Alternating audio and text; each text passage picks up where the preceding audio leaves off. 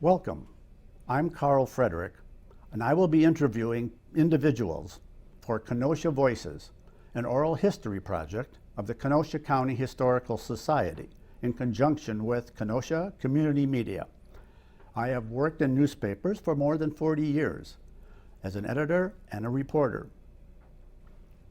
38 and a half of those years were at the Kenosha News. I am also a member of the Kenosha County Historical Society Board.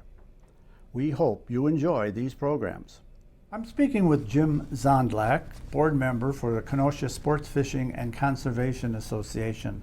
Thank you for joining me today. Well, you're welcome, and thank you for the invite. How long have you been involved with the group? Myself, personally, I've been in with the group since 2010. Okay. And I came in because I was at a kids' fishing event, and my son and daughter and I took my family there, and was put on by the Kenosha Sportfishing and Conservation Association. And growing up as a farm boy, we didn't get to go fishing a lot. When I was at this event, it really looked around. I said, wow, they're teaching kids. They're got all these great things, education, and then more or less that was it for me. So I've been different entities of the club in different types of forms of different committees, but the one that I cherish the most is the Pike River Cleanup, and we'll talk about that in a little bit more detail, but that's where I've started in 2010. Okay. When was the association formed? 1973.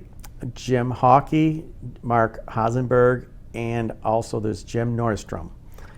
Three guys got together and decided that our club needed to start a club about sport fishing, which back in the 80s, when salmon was introduced into the late 60s, early 70s, the Sport Fishing Club Association said Kenosha needs something. So these three members got together, and they also put a proclamation together about the salmon fishing stamp program to bring money and revenue into the salmon program.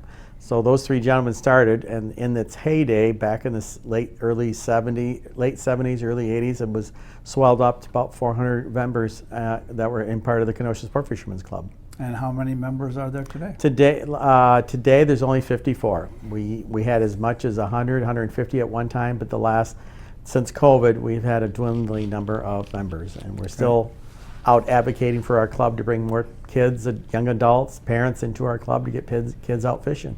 Okay. And when the group was formed, it was formed focusing on Lake Michigan? Yes, it was focusing on Lake Michigan. And then back in 1975, it was also the Sport Fishermen's Organization with the DNR, working with the city, that they needed to get a salmon rearing pond in there that's located on 7th and Sheridan in the downtown Kenosha near La Fogata's restaurant. Long story short of this is that it's been established at year to date. We're at 2 million fingerlings. On average, it's 40,000 fingerlings come every year. In spite of all the COVID years of what we didn't have, we've released 2 million fingerlings into the pond, from our rearing pond into the Pike River, which goes into Lake Michigan. And the responsibility of our club is to give the fish, these 40,000 fish, another 3 weeks of growth before they're released, which gives them better survival rate against predation, disease, and also the common, your common everyday stress in fish that do die. So about how big do they grow over the 3-week period? In the 3 weeks period, they grow about 5/8 of an inch in 3 weeks. Okay. And they put on a 0.6 grams of weight. So about how big are they when they're released? They are released, I would have to say, and I have everybody gauge, if everybody would gauge their index finger, the length of one person's index finger would be what they come in. They come in about 3/4 of a length of an index finger, and then full length, they're at the full length of an index finger on any average human adult. Okay, what has the group done over its history so far? So recently, we just invested about $10,000 in upgrading our salmon rearing pond, which means our we have a well pump that comes out of the ground that is at 52 to 54 degree temperature, and it's a 500 pump, well pump depth. So long story short, we were only using 3 areas of the pond for fish. Well, with the new design, we are dumping water in both sides of our pond, and we get to use all 4 areas. So we have 10,000 fingerlings in each quadrant. Okay, so, and Why do you have 4 areas? Because the fact is, when we used to do it, we used to pump water into one area, and it used to come down in a waterfall effect to other 3 raceways. So the DNR worked with a new design this year that we would keep the water at a certain level and have different gate level heights. So when it fills up one gate area on both sides, it floods over and then it goes into a shallower area, and then there's a drain pipe in our ground that leads into the Pike River. So the reason for this, the DNR said they want to get more fresh water like a river going through the fish, so it keeps them at the bay of the temperature. There's no stress on the fish because you have more fish in one quadrant. If you look, there was 40,000 fish in 3 raceways. Now we reduce that and there's only 10,000, which keeps it easier and less stress on all the fish trying to gain for food and eating while we're feeding the fish. And what is the process, or what work has to be done when the salmon come and are reared for 3 weeks? So in this year, we started in February. We had to do some upgrades. So we did the new piping for the well. We had to make new wooden gates for the area the gates for the pond had to be a certain height. And then, because if you think about a waterfall, it starts in one height and it keeps on going down. So there's 2 areas of the pond. One's at 27 inches deep, and once that fills up and goes over the boards, the next area is 25 inches deep. So that's the waterfall effect. And then it goes out in Lake Michigan. So we had to build new gates this year. We invested in the way the new well is put into the pond. So we have we have 2 PVC pipes that are full of aerators into them.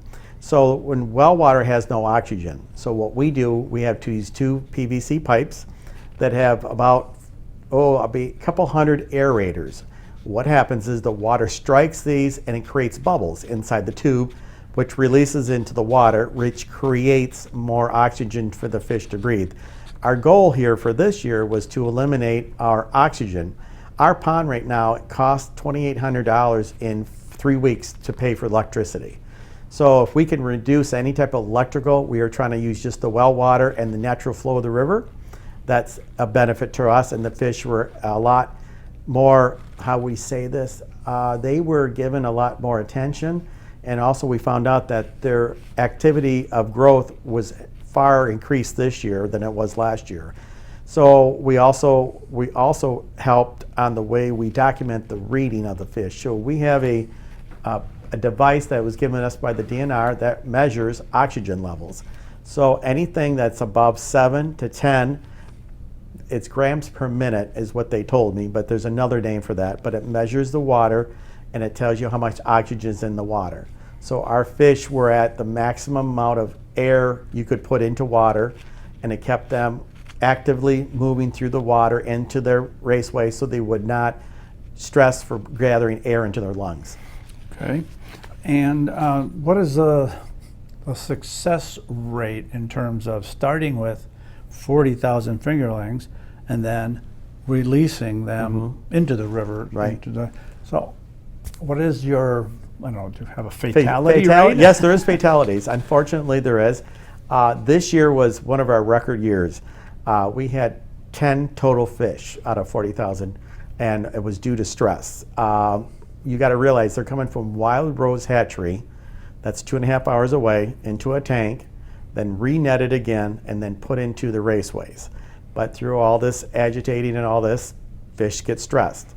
But we had nothing happen on any disease or anything. They passed because of stress. And that's what happens in this. So we were perfectly at record. So you're talking at 0.01% of fatality for this year. You mentioned the depth of the well is 500 feet. Yes, it's the well pump itself is 500. Okay. The well depth is 1,000 feet. Okay. How deep is Lake Michigan? That's a good question. I can't answer that one right now, but it's in the thousands of feet from what I was told. Okay. Now, I know Lake Superior is the deepest lake in all of Great Lakes. It's 3,094 feet. Okay. It's the deepest point in Lake Superior. Okay. And why are you so deep with the well? Is that because of temperature? Back in 1973, when this was built, apparently they hit the first water level, but it didn't meet the criteria for the temperature of the water coming out of the ground. So they did. They had to go deeper, and the way I was told in the history, they were on their second bit, and they're going through a lot of limestone. The guy put his third bit in. He says, if this doesn't go through, this is where we stop. Well, it broke through. We got to 1,000 foot. They measured the water temperature, and that's why it is today. I was told by my gentleman, Jim Hawkey, and everybody, that is the deepest well in southeast Wisconsin for the rearing pond in any area of the entire area of southeast Wisconsin. Are there any other rearing ponds? Yes, there's one in Manitowoc. Manitowoc has one. They get coho. They rear, so the Wild Rose Hatchery has coho eggs, and they raise them into a little fish. Here we'll call them. We call them different things, but we'll just keep it for safety into a little fish. So the fish is about, I'd say it's a very small fish. I mean, 1/2 inch in length, and they rear coho salmon for 4 months. So Manitowoc has been doing that, as far as I know, is as long as we have. There's different agreements with the DNR. You got to realize that there's only 2 ponds in the entire state, Wisconsin and Manitowoc. So Manitowoc has a different agreement with the DNR, and they have a different agreement with our DNR. We have to sign off our agreements, and our agreement, it says that every spring we raise 40,000 fingerlings for Chinook king salmon. Okay, so you just do Chinook Yeah, salmon? yep. We would like to do other species, but they all demand a different type of temperature of water at this time. So at this time, our pond is just deemed for rearing Chinook king salmon, but doesn't mean we're not advocating for other species to be reared in our pond. We used to, back in the heyday, in the late 70s, early 70s, late 80s, we used to run different species, but through DNR and whatnot happened, we don't know why, but they used to run that 5 to 6 months a year in that pond. So at this time, we only rear just the one species. Okay. What other projects does the Sports Fishing Association get involved in? So on this one right now, I'll go back to the pond. We are trying to raise money, write grants. So right now we have a UV net that is manually put up. We now want to build a permanent structure with a roof over it, UV protection, so we can eliminate adding more labor. We're trying to reduce our labor costs. So we also are trying to put a new netting, get rid of the netting, put a new shelter over the pond itself, create an exterior buildings for storage, and also work around the pond, and also put up our new a new fencing. And we got to realize it's been up there since the late 70s, so the fence and everything shows wear. So that's our big project this year for this one, would be that one project there. And what is the labor involved in the rearing pond? Well, that's a good, thank you for asking that question, because the fact is it takes 3 weeks, twice a day, to feed these fish. And we have to find a lot of volunteers. They're getting about 3 to 4 days a week consecutively. So what the DNR makes us do, it's called a DO meter. I just remember, it's called a dissolved oxygen meter. So each raceway has to be measured for oxygen. We document that. Each week we have to weigh the food. So week 1, it could be a 1/2 pound of food for each fish. For every 10,000, 1/2 pound of food. So we do that, and then we record that. And then we also record the weather and also the river temperature. Now that's another thing that's happening. How do the fish know where they're supposed to go in a rearing pond when they don't know what Pike River water is? So what we have called, it's called imprinting processes. The DNR realized that our water mimics Lake Superior water. And they found the fish that we reared were ending up in Lake Superior, and they couldn't figure out why it was happening. Well, we found out when fish come out of an egg, they're in this little egg sac and they're swimming in the water. Why they're in the water, their brain is imprinting to the water they rear in. And if you think about it, they're 3.5 to 4 years old, and something is telling them to go smell for the Pike River water. So what us combat that, we have a river pump that comes out of the Pike River and melts and goes through a filter, and we put it in with the river into the well water. What that does is that it's imprinting, we're kind of fooling nature in a way, but it's imprinting the fish's brain to the Pike River water. And these fish school up with other fish, but their brains are trying them to go up and down Lake Michigan to try to find the Pike River water. There was a huge return rate we had last year. This is our third, fourth year strain of imprinting this year. So we're kind of excited to see if it works. But we have seen good successes, but we're looking to get more success and more return rate. Okay. So you mentioned earlier that you first learned about the organization while on a fishing day. I was with a kids' fishing day, yeah. Okay. And is that a program that the organization sponsors and continues to Yes, sponsor? we support it. We have area sponsors like Catholic Federal Credit Union was one of our major sponsors, and they helped us buy rods for all the kids this year. So we put hooks and bobbers, and they're all a Zebco line of reels, and so we brought those in. On top of the donations we get and the sponsorships, we create an education program. We just don't want the kids to hold off, here's a rod, here's some bait, go fish. Mm-hmm. So we gave them a little ecosystem about predation, how the fish eat one another. We showed them how to tie a fishing knot. We showed them how to fillet a fish. And we also talked about water safety. As we know, water safety is very, very important to us. So we also let them know that wearing life jackets and the right equipment, and parents make sure that the kids have a life jacket on because it happens so quick that anybody can fall in. So that was a full day, and then after that we were able to give out food and snacks, and we had a really great, this year was a good one. We had the Pleasant Prairie K-9 unit come out and explain to them how the K-9 unit Pleasant Prairie. So it was a great day of fishing, ecosystem, teaching them to learn. So we each gave, so the trout that are in Anderson Park Pond are trout that is reared for the Wild Rose Hatchery. That's called the Suburban Pond Projects. So all the suburban ponds around Kenosha, Racine have planted fish. And so we give cups of corn because the fish are corn fed. So that being said, that's one of the major projects. That has been going on as long as I know has been going on. I'm in the club since 2010 and it's still going on. So it's been in infancy for 30 years. What's great about it, their kids, now grandparents have become grandparents, they're bringing their kids and so on. We had 3 generations come to our pond because they were introduced by their great-grandparents. Okay, so the children Yep. are able to fish in the Yep. Anderson Park Pond. Yep. And they're fishing for trout because that's what's put there? Yes, and there's other species in there. Unfortunately, people think that these goldfish that they get in their house and they don't want them anymore, they are not part of our ecosystem, and there's large carp in there. So unfortunately, we do catch some carp, we do catch some sunfish, and we do catch trout. Now there could be other species in there too, but if one thing, the goldfish, unfortunately, you should kill them because they're an invasive species to the area. Okay. Is there another big project for the club? So right now, the other next big project, I would have to say, is a next event would be at the Pike River cleanup.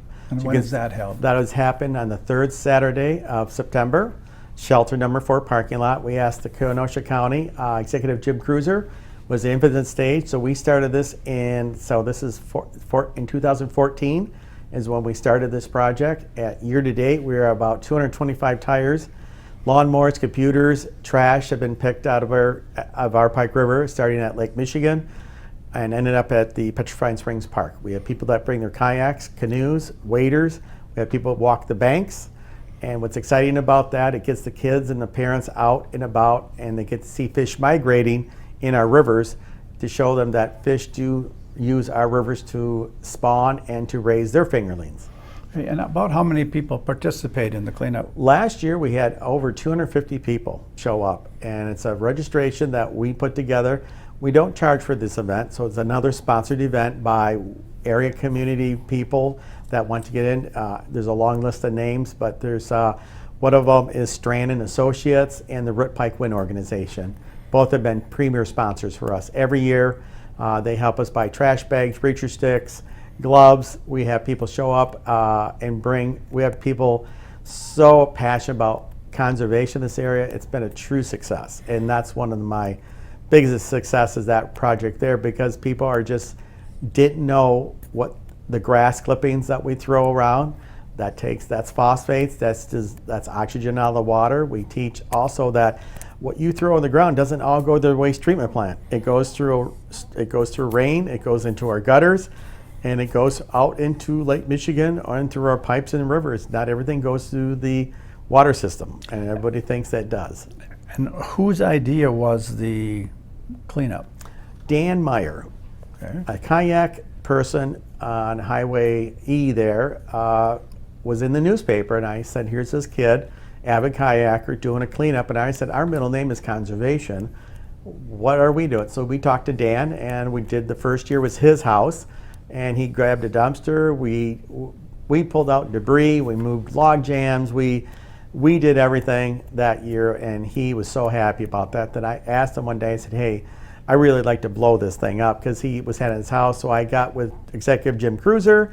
They brought the net up at the Pets Park on top of the hill and let us set up tables and everything, and it was a huge success. People couldn't believe because of what we did. And because of that, Root Pike Win and everybody organization really got involved, Boy Scouts, Girl Scouts. So that's been the huge success of that. They're bringing their kids now, and Dan has been a part of it since, but it's been a huge success that we continue this, because you got to realize our precious conservation efforts in this area. We have Great Lakes, we got the Pike River, we have the Pike Creek, which starts at the Velodrome in Washington Park, goes through town. Got to realize there was a river that went through this town before they covered it all up, and people don't believe it. But I said, go to the History Center and talk, look into that. But all that stuff that we put on the ground ends up in the river and ends up in the harbor. You can see the harbor on a northeast wind, all the plastic that blows in. And we're trying to bring that to attention, that find the right receptacles, don't just throw in our lakes. Okay. You'd think after all the years you've been doing the cleanup, Yep. are you finding less debris and less problems with what's in the water? One thing, the debris I am, but the one thing I'm amazed about is the tires, lawnmowers, bed springs, and and plastic piping that people just think that it's not my problem anymore. It becomes everybody's problem. At 1 year, we had 40 tires pulled out of the Pike River. Now we're talking from Lake Michigan all the way up through the winding river into ended up at Pets Park just before the beer gardens. We pulled out 40 tires in one day. And people just don't understand that you can take them to your city dump. They will take them, and there's other organizations. In fact, there was a very bad story 5 years ago where the Hobnob restaurant is on Sheridan, somebody late last night rolled down 200 tires down the hill into Lake Michigan. And a group of guys came up there and helped them, and I called them to thank them and bring them, but find some resources. It's pennies on the dollar what it costs you to get rid of a tire at a city location. It's not that much, and I get so frustrated that the toxins, the cable, what's in a tire is it's just bad. It releases, it's not going to dissolve, but it will break down, but all the years of the chemicals that are in that rubber are releasing into the natural resources. Okay. What other groups you mentioned Root Win organization. What other partnerships do you have with organizations? So the Wisconsin DNR is one of our biggest partners in our whole club. So we work with them very closely. We work with the legislation up in Madison on Clean Water Acts that are new projects. Tip McGuire is one of our other proponents up there. So when we have concerns about is the fish going to be coming into our pond, up at Madison, there's all these meetings that we are not aware of, but we work with our senators and Senator Bob Wirch to make sure that our club is intact, that conservation will not be overlooked, or in this case, not stopping the stocking program. That is huge for our community. Kenosha is one of the top 5 ports of catch and release through any other ports along the whole entire Lake Michigan shoreline.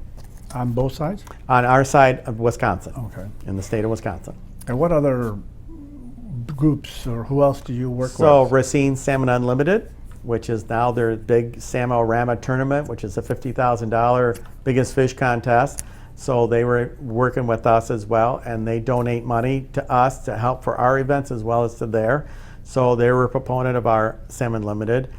Trout Unlimited is another one, the inland trout. They're a huge national organization. So their organization also helps up, and we help them. So they were in 1 year helping remove logs and debris that were impeding the passage of fish getting up to their spawning grounds. Fish just don't spawn anywhere. It's got to be a hard, gravelly surface, because once the eggs are released, they stick to those eggs, and the water keeps on flushing over these eggs until they're born. And So then unless they stick to a stone or Yep. something on the bottom, they just wash away. exactly right. They dissolve, and then the silt in the water from runoff. There's another thing that Rip Pike Wynn has been doing just fantastic work, making sure that the reduce of silt into the water is a killer for any type of egg. No matter if you still have so much silt, it does it what it is. It's just like phosphates or grass clippings and all that. If you can reduce all those, the water and everything, but through their efforts and all their big projects, if you want to see a good project, Rip Pike Wynn, it would be on A in Sheridan there. No, A in Green Bay Road, right there in the park. If you start at that bridge there and just go down, you'll see they took out the junk trees. They did a bank erosion project. If you look at their projects, they also put certain dams so fish have to go up, but it creates ripples of water for more oxygenation going into the water. So if you see the little dams of rocks, that was put there for a purpose. That is to create bubbles, that create energy, and it creates more oxygen to the water for the fish. Okay, do you work with the city and county at all? Yes, in fact, we'll be meeting with the Mayor Bagdala, the newest mayor, and talking about our opportunities working with the mayor. We bring to the mayor and to the city about 2 associations that bring in more conservation than any entity in any city of development. Also, the amount of revenue that we bring in. Our pond alone with the associations, if we could not bind another, it's over $10 to $15 million of tourism dollars brought in every year. We have people from, in the Charter Association, I'll just talk about them right now. We have people from other countries came into our town, other states come to Kenosha. In fact, we're at a restaurant and people from Minnesota drove 6 hours because they heard of all the good fishing in there. So yeah, so the city and I have a really good relationship right now, along with the Kenosha County that has been helping fund our project. They really take care of us. They give us what we need when we need it. They help remove the debris by using their dumpsters, so we don't have to pay a service to come take it away. Okay, is there anything else you have done with the city? As of right now, yes. 5 years ago, 2018, 3 kids died off the North Pier. And before that, there was quite a few more. And so in 2016 is when I got really upset. Like, we didn't have a life ring we don't have life rings. In until 2019, we never had a life ring, lifeguards, or anything. There was no discussion about rip currents or anything in our Great Lakes. Our lakes don't have tides; they have rip currents.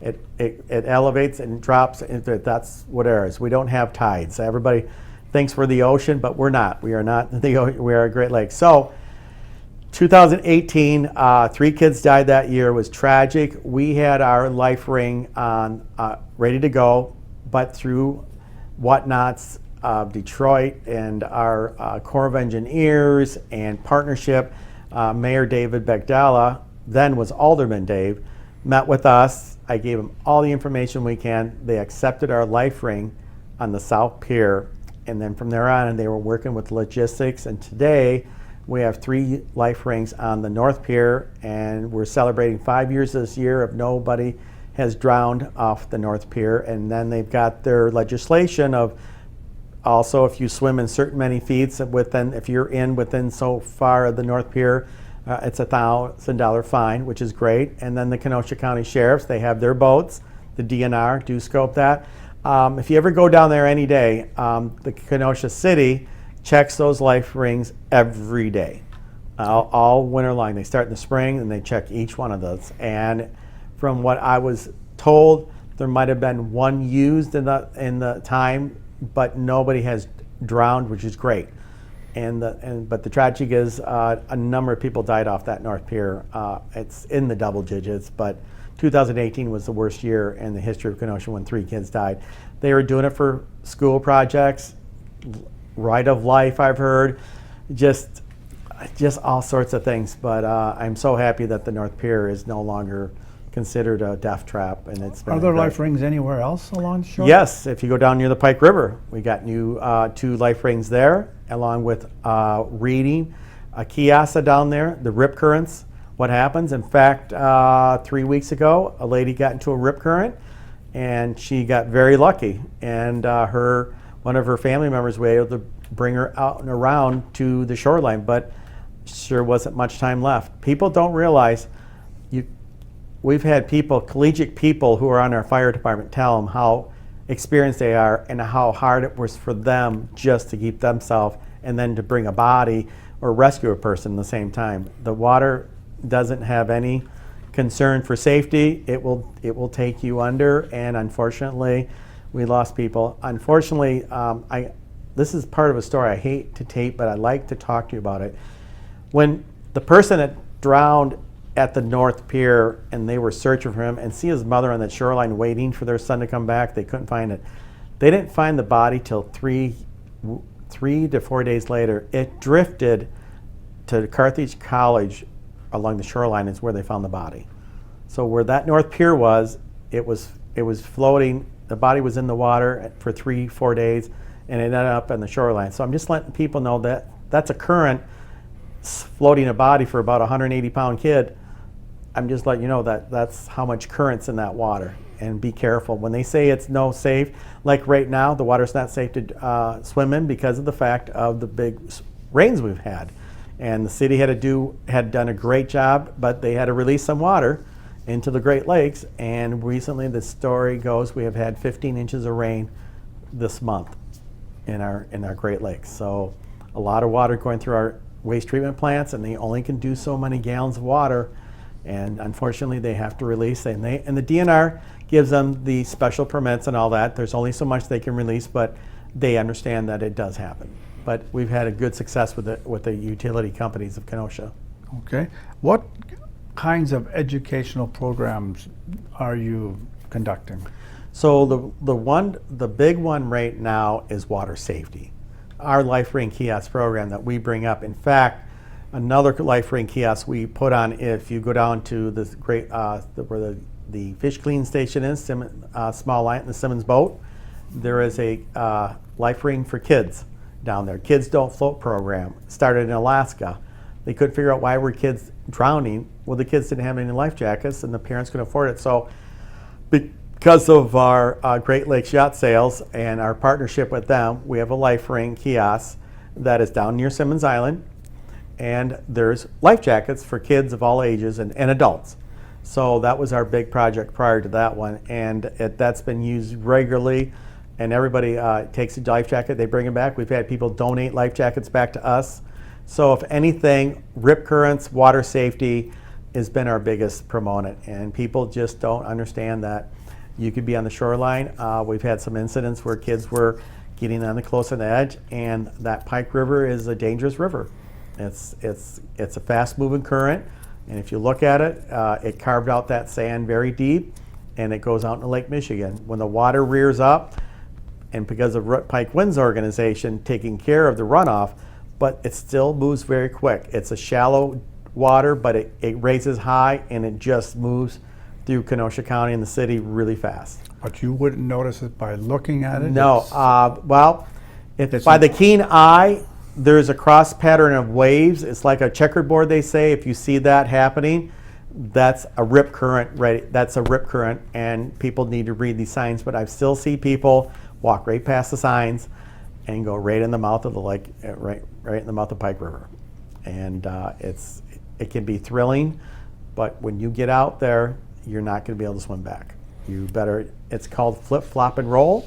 So you flip, you flop, and you flow with the river, and then you come around. So it's like the letter U. So it goes straight out, it comes back around again, and then once you get out of that current, you can swim close to the shore. But we're talking 300 to 500 yards out in the lake, and try to swim back. If you're not a good swimmer, you're not going to make it. Okay. How does, let me say, first of all, are all of your members also anglers?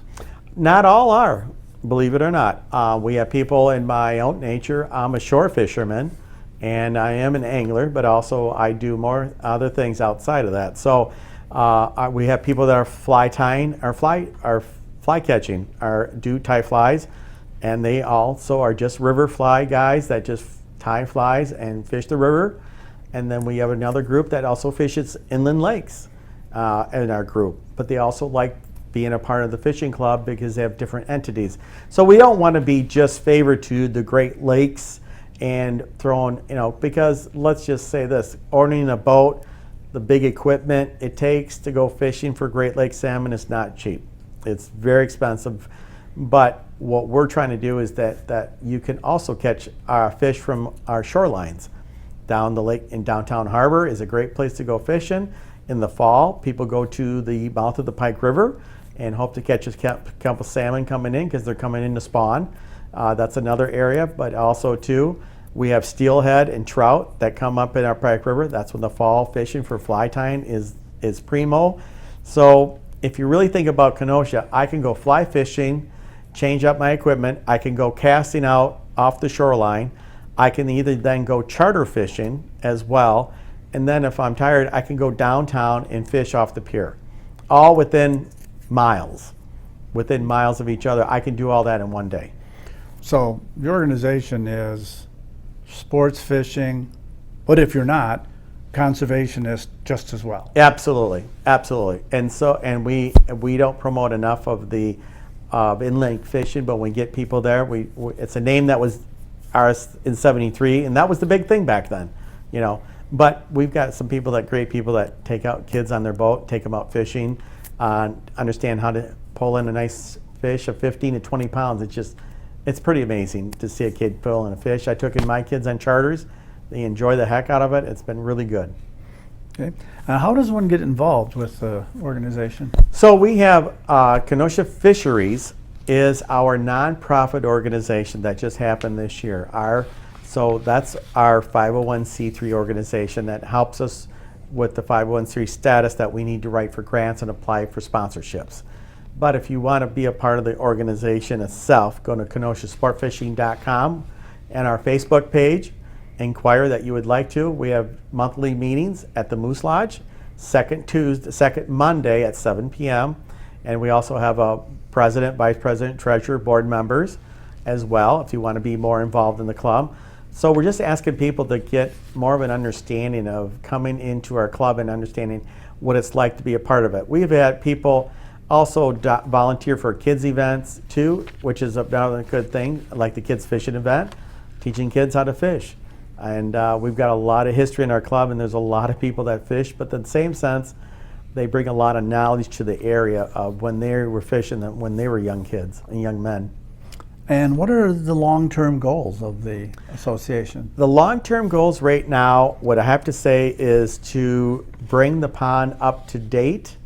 And so the next group of gentlemen, now I'm 60 years old now, and I'm doing my thing, but we want to bring our pond up to date, current date, that when we bring fish in, the labor is not there like it is right now. Our labor right now is very intense. Like we have to have a group of guys that come in to set up the gates. Then we have to pull. Our pond is 80 feet long by 20 feet wide. So we have to put up 2 nets on top of that. We have to put in our pumps as well.